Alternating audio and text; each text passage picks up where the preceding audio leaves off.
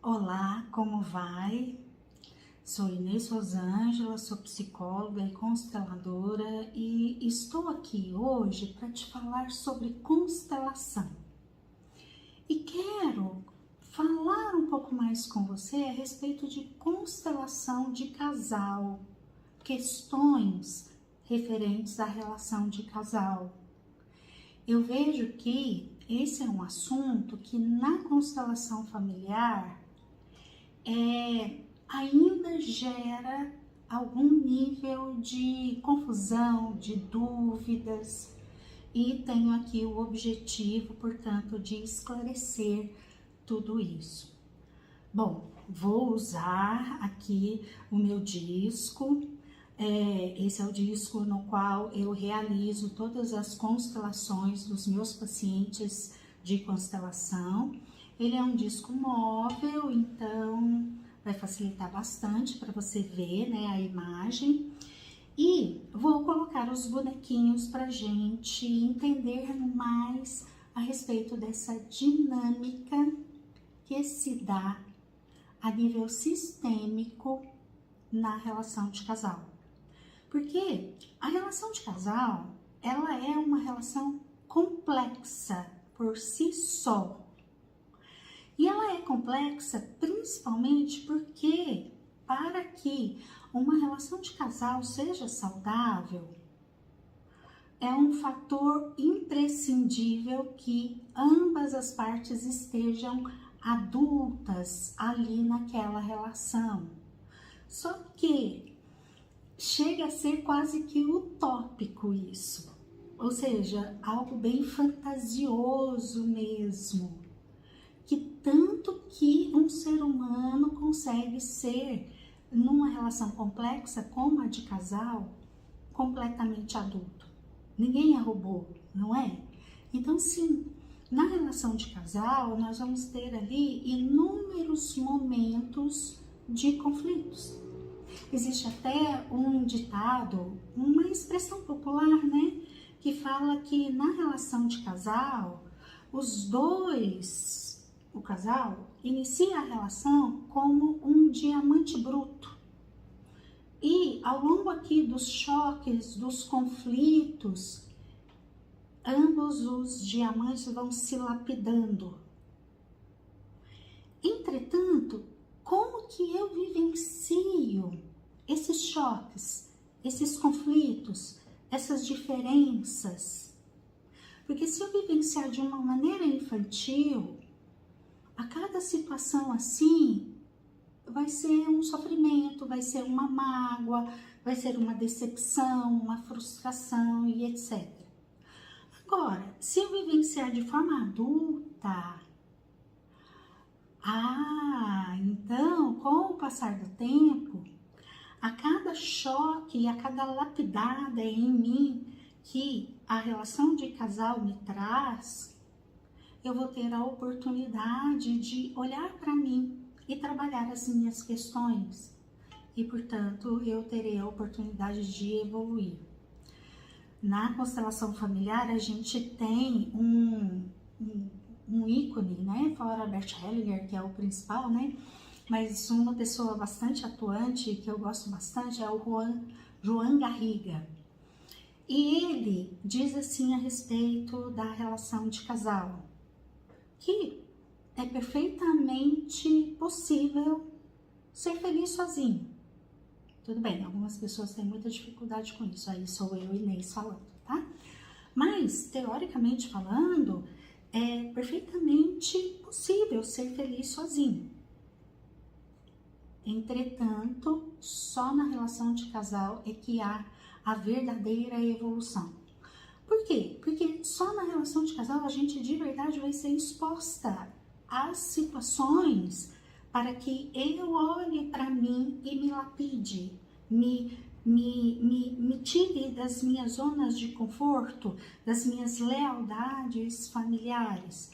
E quando a gente olha para uma lealdade familiar, bom, então vamos pensar assim. Já vou começar a colocar os bonequinhos, mas antes eu quero combinar algo. Vou colocar o bonequinho aqui de um homem e uma mulher. ou seja, um casal heterossexual, mas as reflexões que eu vou fazer aqui valem para o casal homossexual da mesmíssima maneira, tá? Portanto, vou utilizar um bonequinho de um casal de heterossexuais só porque fica mais fácil para mim, né? Isso porque eu sou heterossexual, tá? Fica mais fluido para mim. Mas estando combinados dessa maneira, vamos prosseguir. Se a gente tem aqui um casal, esse casal, obrigatoriamente, ele traz as suas questões sistêmicas. Ou seja, antes desse casal se unir, eles existiam. E cada um existia na sua individualidade e no seu sistema, e já trazia todas as suas questões referentes ao seu sistema.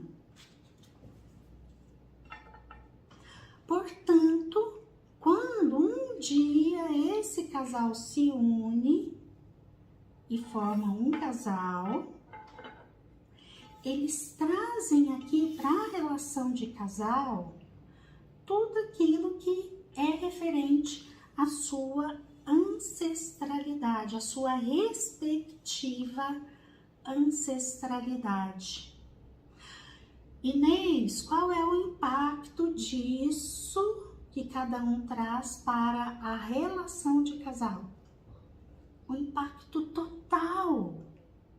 Porque se aqui nesse conteúdo tem desordens referentes às desordens sistêmicas, ou seja, é tipo uma herança que, querendo ou não, acreditando em constelação ou não, essa herança, ela está em nós, que é isso daqui. E na herança, portanto, tem tanto o aspecto positivo quanto o negativo. A metáfora da herança serve perfeitamente bem, né? Porque, vamos supor, o pai ou a mãe de uma pessoa falecem. E essa pessoa, portanto, vai receber a herança. A herança pode ser tanto os bens, uma fortuna, quanto a herança podem ser as dívidas que aquele pai ou aquela mãe tinham e que passa para os filhos. Portanto, sistemicamente falando, é a mesma coisa. As desordens que a nossa ancestralidade foram angariando ao longo do tempo, não todas, tá? Porque tem toda uma dinâmica do sistema, mas alguns autores falam das últimas 6 gerações. Nós temos a possibilidade de estar emaranhado diretamente com as desordens dos ancestrais, de 6 gerações atrás. Claro que isso não é uma coisa exata, né? Vai depender muito da história de cada indivíduo, como foi a vida, como que cresceu, desculpa, como a família ali ao longo do crescimento da pessoa administrou e ensinou essa pessoa a lidar com aquilo que era da família.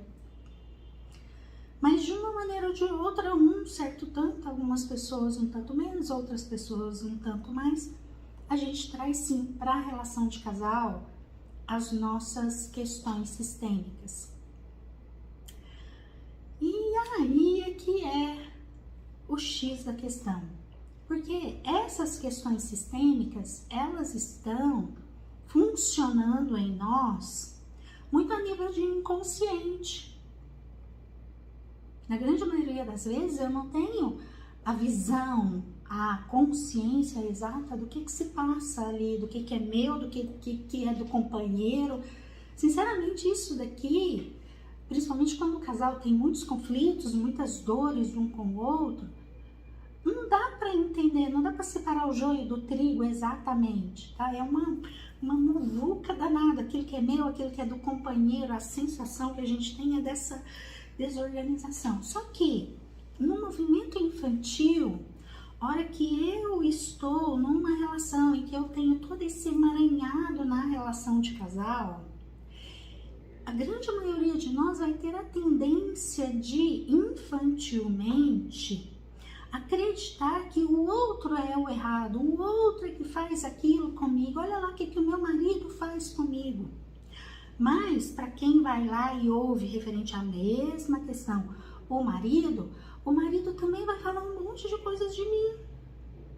Olha lá como ela faz, olha lá o que ela se posiciona, ela tá errada. E eu tô aqui olhando pro meu marido, ele que é o errado, ele que é isso, aquilo, aquele outro. Opa! Eu acho que o grande objetivo aqui desse vídeo que eu tenho é dizer, se você se percebe nesse movimento mental, para tudo. Porque não adianta de nada eu ficar ali, só olhando para as questões do meu marido. Enquanto eu fico aqui só olhando para as questões do meu marido, olha ali como ficam as minhas questões. Eu tô de costas, eu não tô vendo, eu não tô me posicionando, eu não estou me responsabilizando. E sinceramente, esse movimento aqui de ficar só olhando para as questões do outro, vão trazer qual benefício? Nenhum. Afirmo com a mais absoluta certeza. Por quê?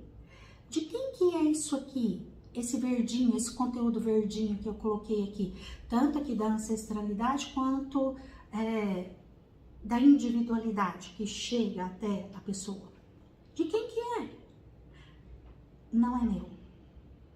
Por mais que seja difícil olhar para isso, não é meu. Eu não tenho acesso para resolver. É do outro. Então eu preciso deixar com o outro. Inês, mas o meu marido não faz nada. Você não sabe, você não conhece o meu marido. Tudo bem, não conheço o seu marido, mas não conheço o seu cônjuge. Mas, por um princípio teórico, eu te afirmo, é dele. Você não tem acesso. Se você ficar olhando aqui para aquilo que é dele, na verdade você está fazendo uma contribuição gigantesca para o adoecimento do casal. Tudo bem, ele trouxe isso daqui, mas você está fazendo tudo piorar. Primeiro, que você abandona o que é seu, não se responsabiliza. E segundo, porque você está fazendo um desserviço aqui, olhando para isso que você não tem acesso. Quando eu falo disso, eu gosto muito de usar a metáfora do dentista. Então vamos pensar assim, o dente cariado tá lá na boca do meu marido, é dele. Mas aí, ou porque eu julgo muito, ou porque eu sinto dó, ou porque eu sinto vergonha, eu fico olhando para a cárie do meu marido. E aí, a hora que ele vai no dentista, eu quero ir junto, no dentista dele. E a hora que é para ele sentar na cadeira do dentista, abrir a boca e deixar o dentista fazer o trabalho, eu não deixo meu marido sentar na cadeira. Eu vou lá e eu sento e eu abro a boca e mando o dentista restaurar o dente na minha boca. Resolveu alguma coisa?